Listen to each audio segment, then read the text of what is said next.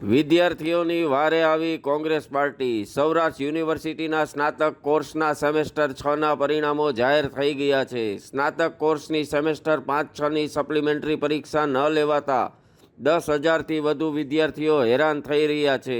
આ બાબતે વિદ્યાર્થીઓને સપોર્ટ કરવા કોંગ્રેસ પાર્ટી આગળ આવી છે અને આ બાબતે યુનિવર્સિટીને રજૂઆત પણ કરી છે।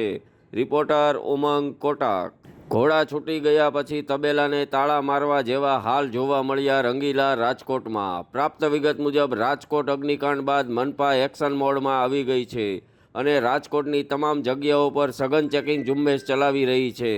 ફાયર એનઓસી અને બાંધકામ પરમિશન ન હોય તો મિલકત સીલ, કોઈ બાંધછોડ નહીં। રિપોર્ટર વિરેન ગણાત્રા। શંકાસ્પદ યુરિયા ઝડપાયું ટીંબડી ગામે। મોરબી પાસેના ટીંબડી ગામ પાસે એક આઈસર ટ્રકમાં શંકા પડતા તેને ઊભો રખાવી તેમાં ચેકિંગ કરતા શંકાસ્પદ યુરિયાના ખાતરનો જથ્થો પકડાયેલ હતો। ચોક્કસ બાતમીના આધારે આ આઈસર ટ્રકને ઝડપવામાં પોલીસને સફળતા પ્રાપ્ત થયેલ હતી।